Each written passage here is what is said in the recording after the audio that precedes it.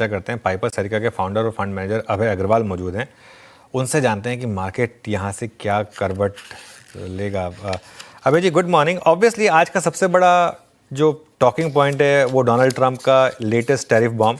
अब उन्होंने फार्मा को टारगेट किया। कन्फ्यूजन है कि इंडियन फार्मा पर कितना इम्पैक्ट होगा। बहुत लोग कह रहे हैं कि डायरेक्ट इम्पैक्ट नहीं है, लेकिन इनडायरेक्ट इम्पैक्ट तो है, सेंटिमेंट इम्पैक्ट तो है। पहले इसको एड्रेस करते हैं। फार्मा पर इस मूव के बाद आपका क्या व्यू रहेगा? गुड मॉर्निंग अनुज। देखिए ये काफी दिन से थ्रेट थी उनकी, तो कोई एकदम नेगेटिव सरप्राइज नहीं है कि एक कोई नया इवेंट हो गया है, क्योंकि एक्सपेक्टेड था। जिस तरह से वो कह रहे थे पिछले 3 महीने से कि फार्मा पे भी कुछ टैरिफ आएगा, एक बार ये भी कहा था कि 200% का टैरिफ आएगा। तो अब वो फाइनली हो गया है। सिर्फ इंडियन कंपनीज के लिए नहीं है, सारे जो फार्मा एक्सपोर्टर्स हैं यूएस को, पर क्लियरली उन्होंने टारगेट उन कंपनीज को किया है जो अपनी होम कंट्री में बना के high priced branded formulations US market को बेचते हैं। और जो यूएस का जो हेल्थ केयर सिस्टम है उससे वो बेनिफिट करते हैं, क्योंकि यूएस में जो ब्रांडेड फॉर्मुलेशंस है वो काफी हाई प्राइस पे बेची जाती हैं। तो पहला टारगेट उन कंपनीज पे है जो यूरोप में या चाइना में या जापान में बनाते हैं ब्रांडेड ड्रग्स और उनको हाई प्राइस पे बेचते हैं यूएस मार्केट में, और अपने होम कंट्री में उसे काफी सस्ते प्राइस में बेचते हैं। तो इसमें डायरेक्ट इंपैक्ट इंडियन कंपनीज के ऊपर नहीं है, क्योंकि हमारी कोई भी कंपनी बड़ा इनोवेटर नहीं है जो हाई प्राइस्ड ब्रांडेड फॉर्मुलेशंस भेजते हैं यूएस मार्केट में। पर एक इनडायरेक्ट इम्पैक्ट जरूर है, क्योंकि जब अगर ब्रांडेड प्लेयर्स पे प्रेशर आएगा तो जो जेनरिक मैन्युफैक्चरर्स हैं प्लस जो एपीआई कंपनीज हैं उन पे थोड़ा प्रेशर आने की संभावना है। पर मुझे नहीं लगता कि फ्रैंकली इंडियन कंपनीज पे इतना बड़ा नेगेटिव इम्पैक्ट है, क्योंकि हम अभी भी एक छोटे प्लेयर हैं उस स्पेस में। मैं तो बल्कि कहूंगा अनुज की हमारी कंपनीज के लिए एक अच्छी अपॉर्चुनिटी है कि वो यूएस में प्लांट्स खरीदें। हमने देखी में काफी रिसेंटली कुछ फार्मा कंपनीज ने जाके, छोटी कंपनीज ने भी बड़ी कंपनीज ने भी यूएस में प्लांट्स सेटअप किए हैं या एक्वायर किए हैं, और यूएस कंपनीज भी उन्होंने एक्वायर की हैं फार्मा की। तो आई थिंक एक अच्छा अपॉर्चुनिटी है, मैं तो कहूंगा हमारी कंपनीज के लिए एक यूएस मार्केट में डायरेक्ट प्रेजेंस बनाने की। ओके, अच्छी अपॉर्चुनिटी है ये कहेंगे आप यहाँ पर। दूसरा सवाल मेरा अब आईटी से रिलेटेड है, क्योंकि ये भी यूएस फेसिंग सेक्टर है। इसमें भी आप देखिए 3-4 दिन से बड़ी गिरावट आ रही है। जब वो H1B वीज़ा वाला इशू आया था, यहाँ पर भी ये कहा गया था कि नहीं, इंडियन आईटी पर इम्पैक्ट नहीं है, लेकिन स्टॉक्स 52 वीक लो लगा रहे हैं टीसीएस जैसे। यहाँ पर क्या भी होगा?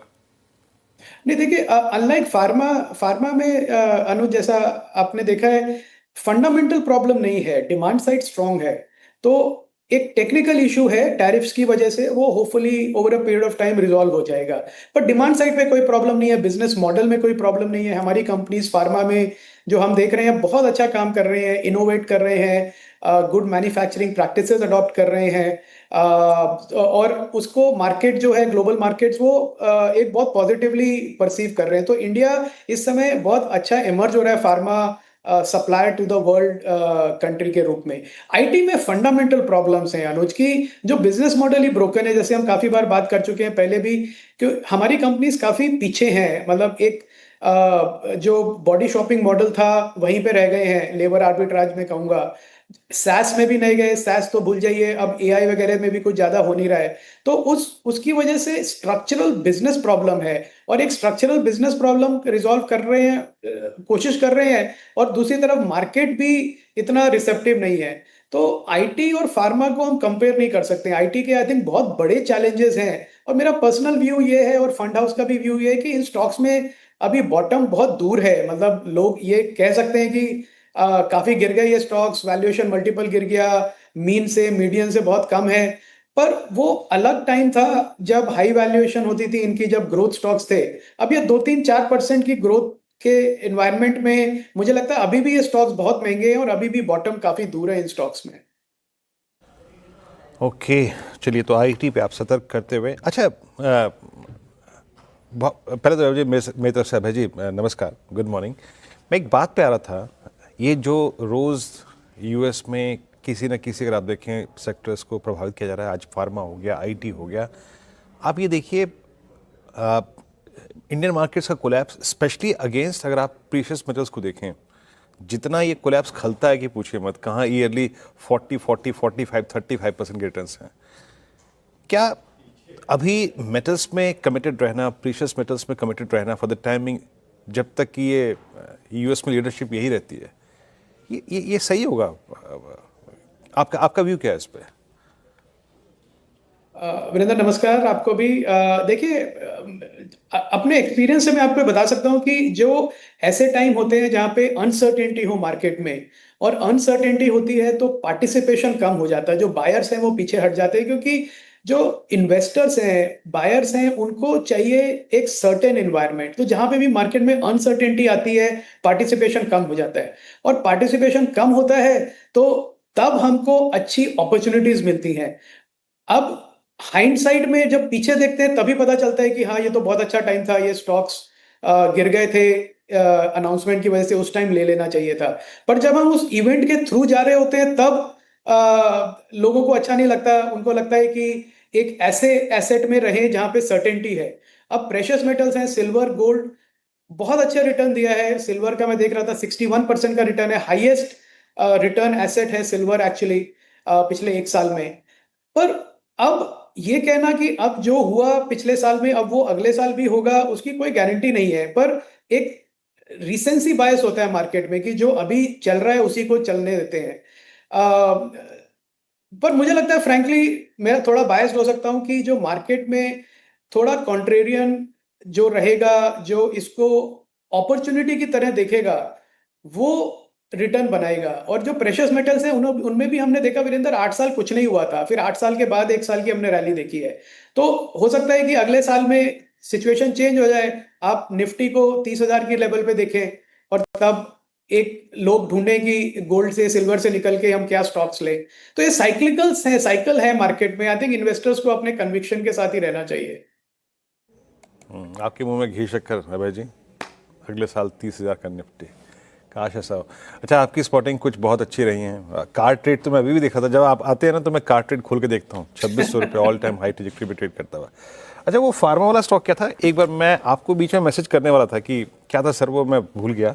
और दूसरा ये, आज की कुछ फाइंडिंग्स, अगर ऑटो में या फिर बैंक्स में या फिर मिड कैप में कुछ भी नया एडिशन किया हो, जिस मैनेजमेंट से आप मुखातिब हुए हो, अभी जी बताइए प्लीज़, कोई स्टॉक नया। ये देखिए, जो फार्मा कंपनी हमने डिस्कस की थी पिछली बार, जो हमने मॉडल पोर्टफोलियो में ऐड करी है और बाय रिकमेंडेशन नहीं है, वो है सेनोरिस फार्मा, एक स्मॉल कैप कंपनी है गुजरात की। और सेनोरिस हमें इसलिए अच्छा लगता है वीरेंद्र, बिकॉज उसका ऑलरेडी यूएस में एक प्लांट है जो उन्होंने एक्वायर किया था।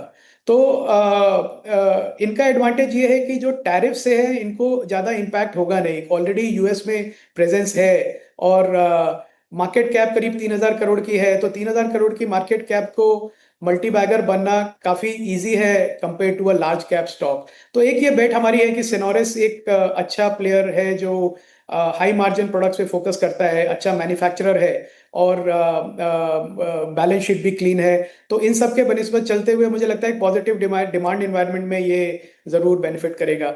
दूसरा, ऑन जो एक नया एडिशन है हमारे मॉडल पोर्टफोलियो में, वो है फ्यूजन फाइनेंस, जो कि एक माइक्रो फाइनेंस कंपनी है।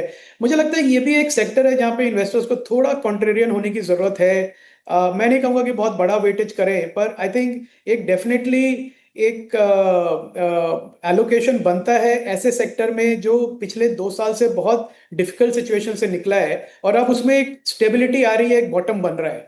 तो ये एक लीडिंग कंपनी है उस अपनी स्पेस में, जो काफी सिवियर करेक्शन देखा है। पर अब वॉबक पिंकस ने राइट्स इशू में 400 करोड़ इन्वेस्ट किए, प्लस 400 करोड़ और आने हैं, तो बैलेंस शीट स्ट्रांग है, डिमांड एनवायरनमेंट भी अच्छा है, इंप्रूव हो रहा है। जो अभी हमने लेटेस्ट डेटा देखा एमफिन का, उसमें एक स्टेबिलिटी दिख रही है पूरे सेक्टर के लिए। पर अगेन, अगर रिसेंट इवेंट्स देखें तो कोई नहीं लेगा, पर अगर आप अगले 12 महीने का, 2 साल का व्यू लें तो डेफिनेटली ऐसे ही स्टॉक्स में मल्टी बैगर अपॉर्चुनिटीज मिलती है वीरेंद्र। बिल्कुल। फ्यूजन माइक्रो फाइनेंस, ये आज का आपका पसंदीदा स्टॉक का। अभय जी, ऑटोज़ में मार्केट बहुत ज़्यादा एक ऑल इन बेड प्ले कर रहा है, हर गिरावट पे बाइंग आती है। 1-1.5 महीने में 20% ऑटो स्टॉक्स चल गए हैं अब, जब से वो जीएसटी कट अनाउंस हुआ है। और वो रिजल्ट भी दिख रहा है कि कंपनियों की सेल्स जो हैं वो काफ़ी इम्प्रूव हुई हैं। लेकिन अब इसमें सवाल मेरा ये है कि क्या बहुत कुछ मार्केट ने ऑलरेडी प्राइस कर लिया है इन लेवल्स पर? और यहाँ से अब आपका व्यू क्या होगा, और सेलेक्टिवली कोई स्टॉक आपको पसंद है क्या?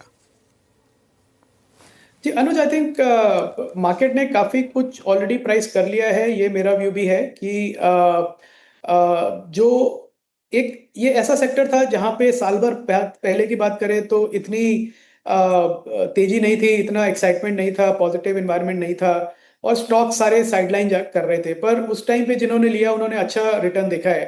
पर अब मुझे लगता है कि ये एक थोड़ा ओवरबॉट सेक्टर हो गया है, क्योंकि जो रिसेंट हमने 22 सितंबर के बाद के नंबर देखे, ऑब्वियसली बहुत अच्छे नंबर थे।